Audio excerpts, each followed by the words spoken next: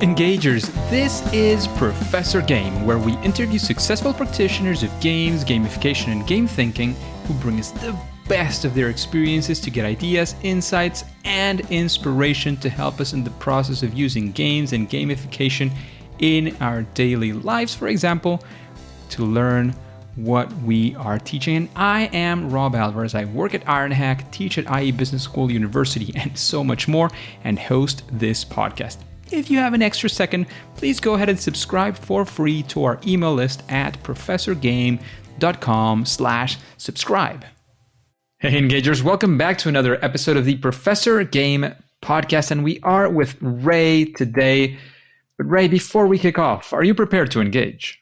Rob, absolutely. So looking forward to this. So Raymond A. Kimball is an educational professional with years of experience in game-based learning and collaborative professional development that meets the needs of diverse teams. He founded 42 Education Games, Coaching and Design in 2020 so he could continue his dream of serving higher education faculty by helping them harness the power of games-based pedagogy. And in that role, Ray works with higher education faculty to adapt existing games or design new ones to meet the needs of diverse classrooms. He spent a 20-plus year veteran for the United States Army and taught history for 10 years at the U.S. Military Academy at West Point and integrated some game-based learning from the very beginning. He's used those in every single course he taught to help students better grasp difficult concepts and develop a sense of historical empathy. He's also advocated for game-based learning and introduced the Reacting to the Past methodology there, where it is now used in the core freshman Western history course. And while on faculty, he brought in multiple gaming experts to showcase varied ways that games-based pedagogy can change the students' lives. So Ray, is there anything that we're missing, anything we're leaving outside of that intro? No, Rob, that's a great intro. And what I really hope that folks take away from that intro is that I'm somebody who is incredibly passionate about game-based learning and really, really passionate about helping faculty who might be on the fence about game-based learning or who aren't really sure if it's for them, helping those faculty really harness that power of learning in a way that works for their unique educational context. That sounds great. That sounds fantastic. So Ray, what would being Ray for a day look like? What would it feel like? We want to sort of, get to know you a little bit more.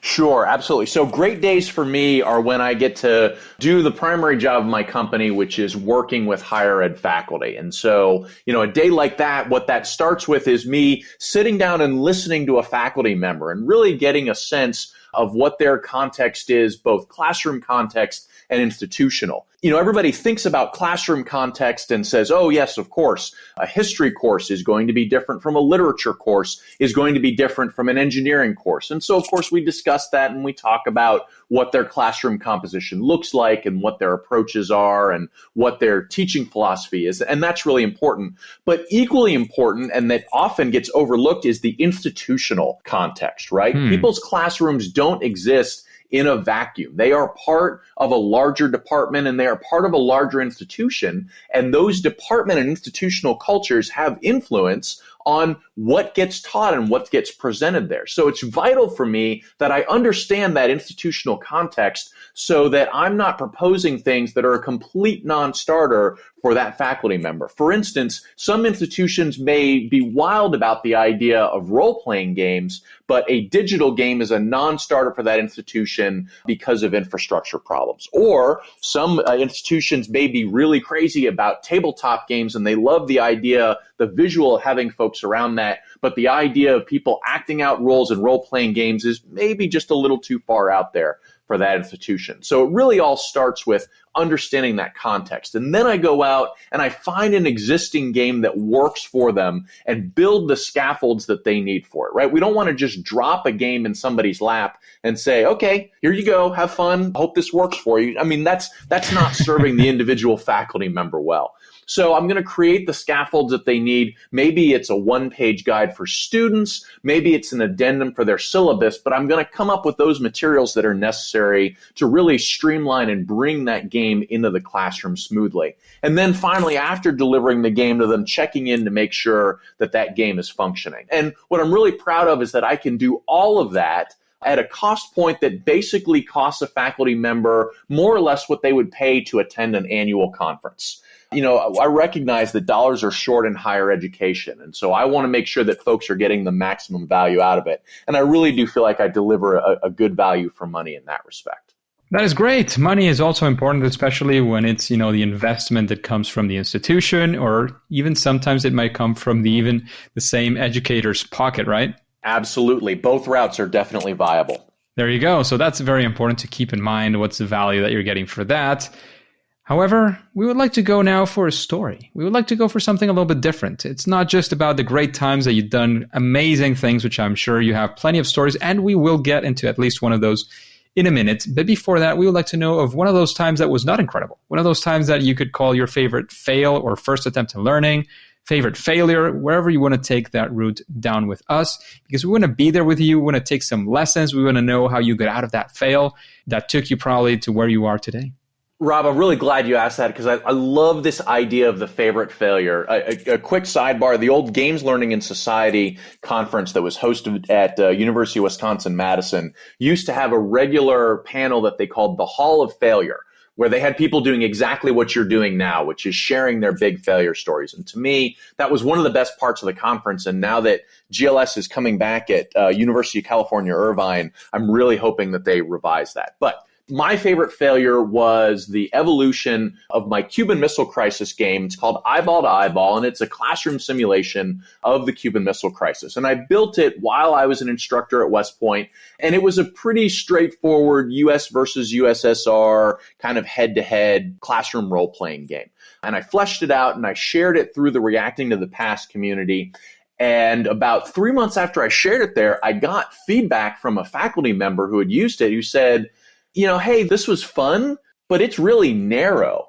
You're ignoring all of the Cuban agency as part of this. You're ignoring the role that other parts of the world community played in the Cuban Missile Crisis. You've really taken a very myopic and narrow focus on this. And that really hit me. I was very proud of this game. And then as I sat back and as I read the feedback, I said, wow, she's absolutely right. This is a narrow game.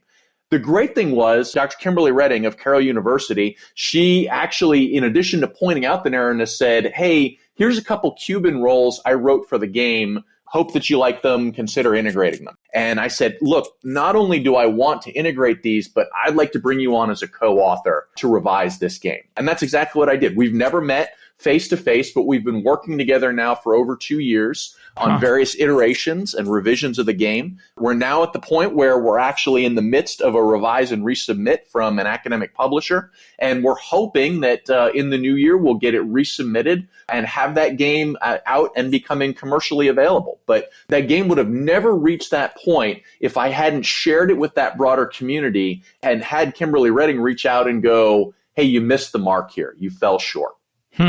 Very interesting.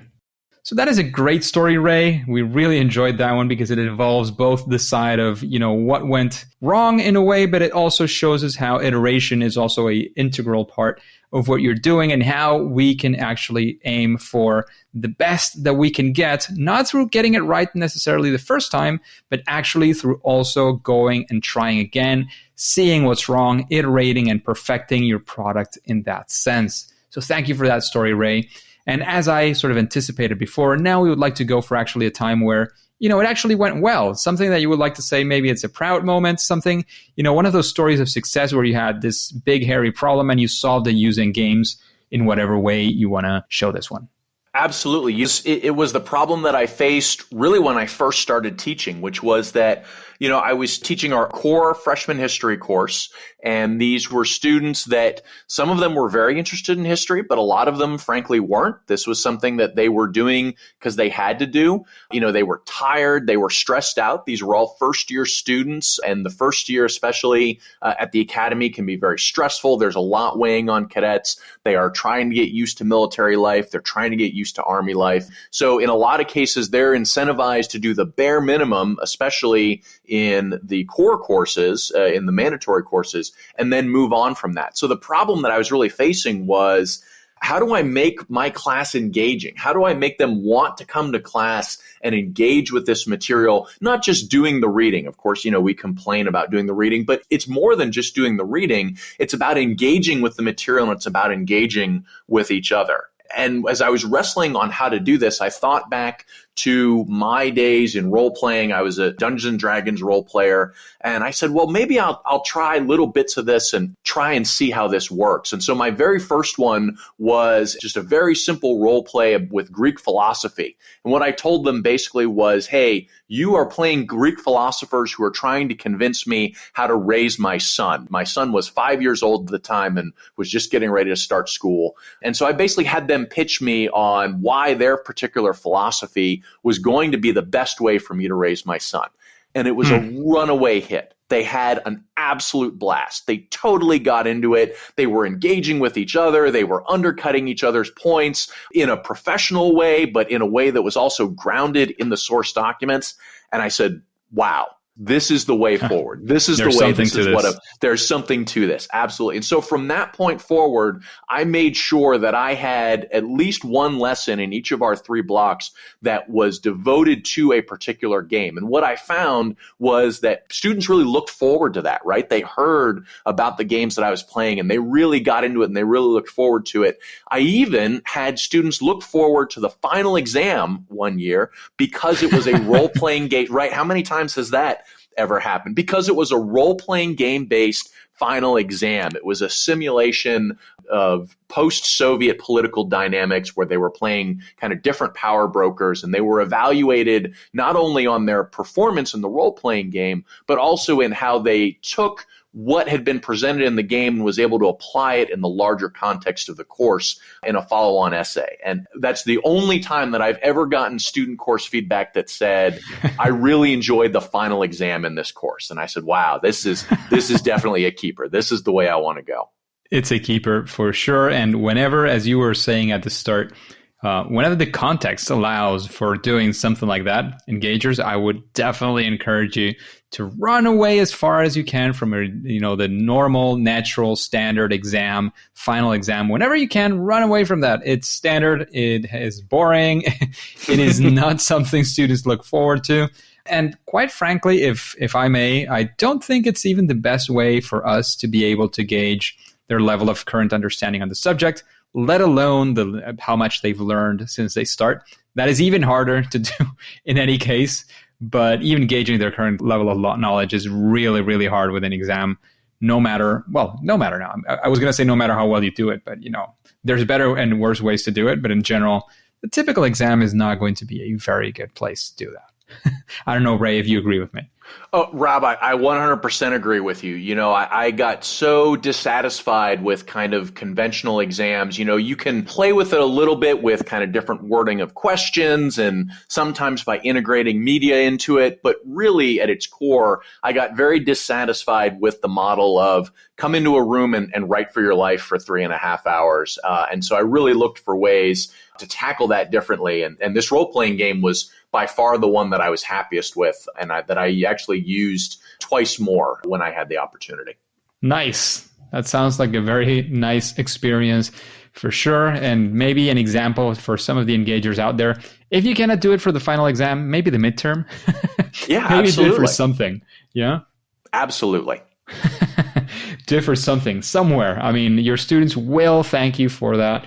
Maybe the first time won't be perfect. Definitely won't be perfect. You will be able to improve upon that, but then you will have a lesson learned. You will be getting better. And definitely your students are going to benefit from that. They're going to be happier. And if, like me, one of the metrics that you get graded on as a professor is student satisfaction, well, you will be thanking us for that as well, for sure. Yeah, Rob, no question. And in fact, to chime in on your point, yes, your first time is not going to be perfect. But one of the really neat things that I found was that my students' tolerance for imperfection grew significantly when I introduced game-based learning because they appreciated the fact that I was trying something different, right? That I wasn't just staying in my safe zone, that I wasn't just doing lecture, that I wasn't just having them go up and present on chalkboards and stuff like that, that I was actually trying something different. And as a result, they were definitely more willing to give me that grace of, oh, okay, yeah, this wasn't perfect, but it was still better than sitting and listening to a lecture all day. Yes, and yes. So, Ray, you've done many things. You've spent quite some time doing this games-based learning. Is there, some sort of, when you're creating a lesson or when you're creating maybe even a game for a class, I don't know, can you talk of any sort of process, series of steps? Now that you're teaching it as well, I'm sure that it's maybe a little bit more organized. I don't know. How do you do it? Like, what does it look like? Yeah. So to me, it starts with listening, right? It starts with sitting down, listening to the students, listening to the faculty, listening to institutions, and really hearing what it is that they want. Right? In a class, that listening may be happening based on course evals, but it can also just be as simple as listening to the conversations that are happening before and after class and what people are talking about and what people aren't talking about.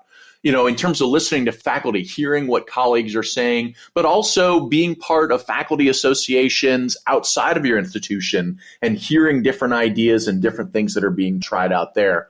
And then, of course, in the institutional context, just being aware of what's going on in the institution, understanding how different the cultural context can be in different departments and being attuned to that. So it starts with that listening, because that listening is going to get you oriented in the right direction. To use an orienteering metaphor, it's going to give you that initial azimuth that you need to set out on that you can then adjust as you need be. So then comes the hard work of research, right? Then comes the hard work of actually digging in and finding sources that are scholarly valid.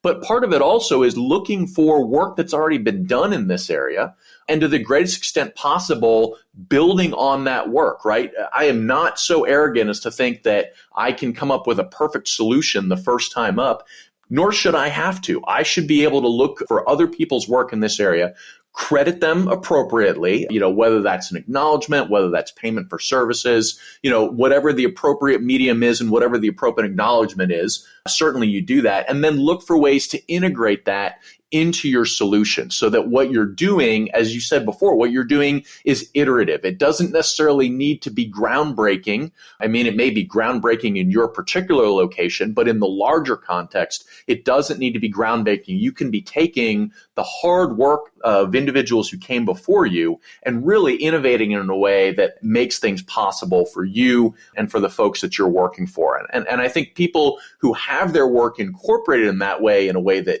acknowledges them and that acknowledges their work, are really genuinely grateful and appreciative of that. And then the last piece, once you're starting to get that product together and once you think that you've got something that's viable, now it's time to listen again. And this can be probably the hardest part of the process, right? Because you are super proud of what you have built. You put a lot of time and a lot of effort, and you're like, man, I did an awesome job on this. Well, now you've got to be willing to put it in front of somebody and risk them telling you, I didn't care for it. And boy, that can be just soul crushing when it happens. But you have to recognize that that's part of making your game better, right? You're not writing your game for you. You're writing it for them. So if they don't like it, if you've missed the mark, if you haven't inspired them, well, okay, it's time for you to do some more work. It's time for you to do some more tweaking. So that framework of listen, research, listen has really served me well in a lot of different organizational contexts, to be honest, not just game-based learning. I recommend it to anybody who's a leader, right? Listening, researching, and listening when you're a leader of an organization is a great way to really harness the power in that organization. But it especially works well for me when we're talking about game-based development. That sounds like a very good way to approach it, Ray, for sure. Just a quick break before we continue. Are you enjoying this podcast? If you're listening through a podcasting app, please subscribe and rate us on the app. This will be of great help to reach more engagers so we can change the world together through gamification. And Ray, again, in your experience, you've done many of these things. You've spent many years thinking about this, doing the things that we're talking about, that we're discussing here. Is there any sort of best practice, anything that you would say, well, if you're going to introduce games-based learning into your classroom, into your corporate learning, whatever that is, this is probably going to make it at least a lot better? Yeah, so the one thing when I think specifically about like game design, one of the things that I'm really trying to wrap my arms around now and just appreciate the power of is the universal design for learning framework. Making games as accessible as possible to the broad diversity of our learners, recognizing that broad diversity and designing our games in a way that makes them accessible for all. Okay, so looking for those multiple means of engagement, multiple means of representation, and multiple ways of action and expression. We really do have to recognize both the individual talents and also the individual challenges that our students bring into the classroom. And so I've really only started to play with it in the last year or two after a colleague introduced it to me. But the Universal Design for Learning, which a lot of times gets shorthanded as UDL, has really challenged me to step back and think about how I design games and how I make them as accessible as possible. And I'm really enjoying it as a challenge and as a way to think about diversity, equity, and inclusion in games. Sounds great. And I would challenge you, if you have, any quick practical example of what that would look like in one of the things that you've done, that would be great to sort of ground the audience and understand better what it is you're referring to if they haven't discussed or seen that UDL principle before. Sure, absolutely. So the UDL principles themselves are very broad and probably, frankly, kind of beyond the scope of our conversation. But just to give you a specific example of how I've been trying to tweak things. So when I'm color coding things, one of the things that I'm looking at is making sure that if something needs to be color coded, that there's also a particular design or a particular pattern incorporated with that color so that people who are colorblind don't miss out on that aspect of the game. It's a fairly simple idea, and yet it can be really, really challenging to incorporate in practice. But just putting that little extra piece of effort, that little additional piece of inclusivity, really, I think, speaks volumes to your broader philosophy of your game and your willingness to incorporate folks from all walks of life, from all identities, from different abilities, and your desire to have them as players in your game. I have an interesting example from somebody who's actually a visual designer who I know pretty close to me, and he's colorblind, like black and white kind of colorblind. And he designs, visual stuff. Of course, he's had to learn sort of by heart to what are the principles, what color goes where. So, I mean, it's a real interesting challenge for this person, but they're definitely very tuned into what that looks like, what that means for somebody like themselves. So that's an interesting example as well. Thank you for that, Ray. No problem. And talking about these recommendations, is there somebody, listening to the questions that we've had, you also came in thanks to a recommendation of Dave Eng, that is a common friend that we have. Is there somebody that you think of and you say, oh, I'd really like to listen to this person answering these questions or similar questions in Professor Game?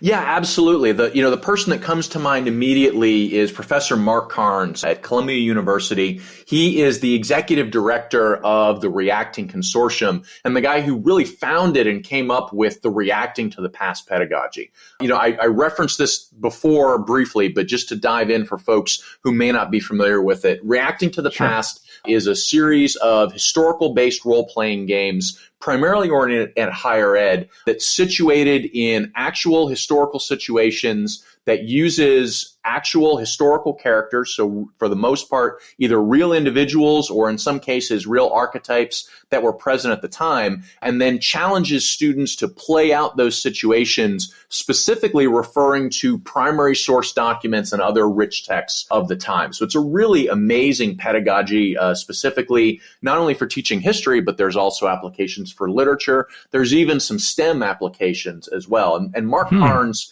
is really the guy who kicked all of it off. And he now heads this group called the Reacting Consortium, which is an alliance of college and universities across the country and around the world that advocate for this pedagogy and who implement it. And I would love to hear him talk about how he has seen Reacting start and grow and evolve over the 2+ decades that he's been championing it.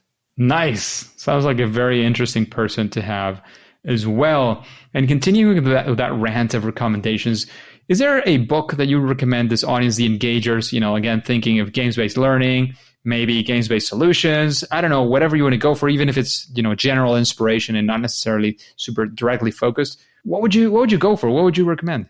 So continuing with my theme of reacting to the past, there's a recent book that just came out called Playing to Learn with Reacting to the Past. And what it is it's a compilation of empirical articles that lay out in hard numbers how reacting games impact people's classes, how role-playing games bring out different aspects of people's classes. You know, one of the big critiques that's often leveled at game-based learning is, oh, you're just out there having fun. You can't actually show that you're having any real impact.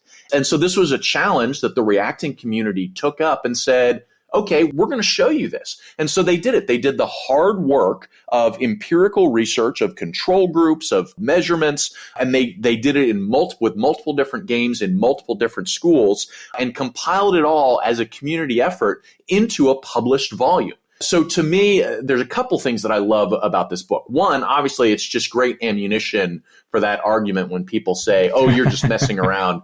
You don't have any proof. But I also love that it really shows what a community who's passionate about a pedagogy, what a community can do in terms of coming together and doing something on behalf of that entire community and the larger community of teachers. And so to me, the example that it sets, as well as the content, is really, really inspiring. And that's why I wanted to mention it here today. Sounds like a great one to have in our libraries to take a look at, to check out. And as you were saying, to bring up to those discussions where, you guys are just fooling around. Sounds like a very good and validated way, at least for the model used by reacting to the past, for sure. And talking about recommendations, and actually shifting towards you.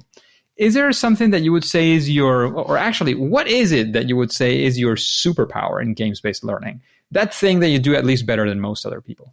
My superpower, so this is going to sound odd to say, but my superpower is humility. Okay. And I recognize that sounds odd, right? Ooh, my superpower is humility. That would seem to be a contradiction in terms, but let me explain a little bit why I say that. Humility really drives everything that I do. I talked about that listen, research, listen model. That model isn't possible without a healthy dose of humility and without willingness to really put yourself out there and to really be attuned to the needs and to the desires of others. But when you practice it and when you really live out not just fake humility, but real humility on a day-to-day basis, it opens you up to new ideas and new approaches.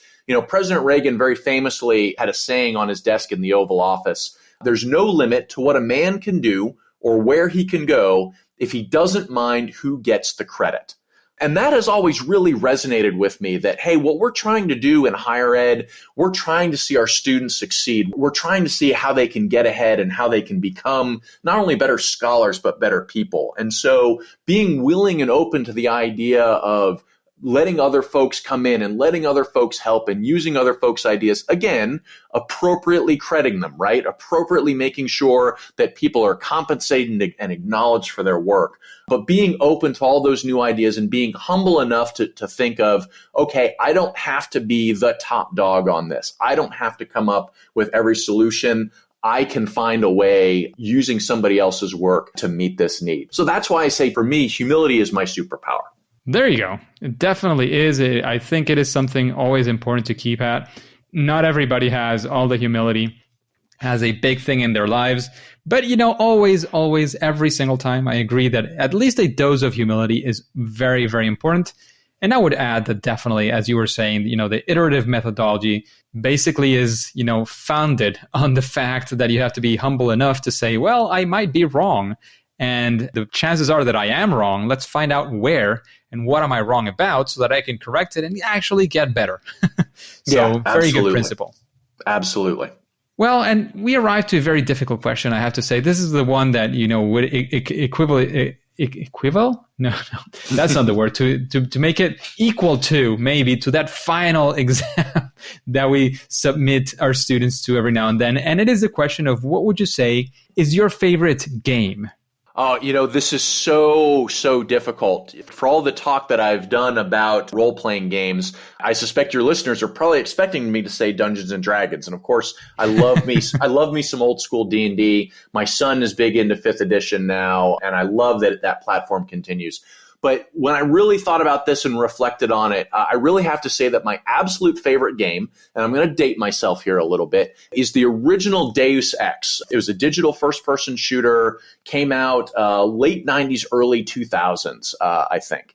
And the thing that I love about Deus Ex is that it starts out as a very, as just a very simple, straightforward first-person shooter in the model of Call of Duty, which was just getting its legs underneath it at that point. It hadn't kind of become the giant juggernaut that it is now. And it starts out, hey, you're this anti-terrorist cop, and you're going out and you're taking down the bad guys. And what you discover very quickly is you start to discover these human nuances of the people you're fighting. And you're starting to find out different twists and different turns that the story takes, not in a predictable way. And so if there's folks out there who haven't played Deus Ex, I absolutely will not spoil the game for you. I will just say that it's an amazing game. It is a great game for thinking not only about ethical choices, but also about different modes of gameplay, because you can really play this game and, you can play it as kind of the classic Avenging Angel, level everything in sight, or you can play it as completely non-lethal, and you can play the entire game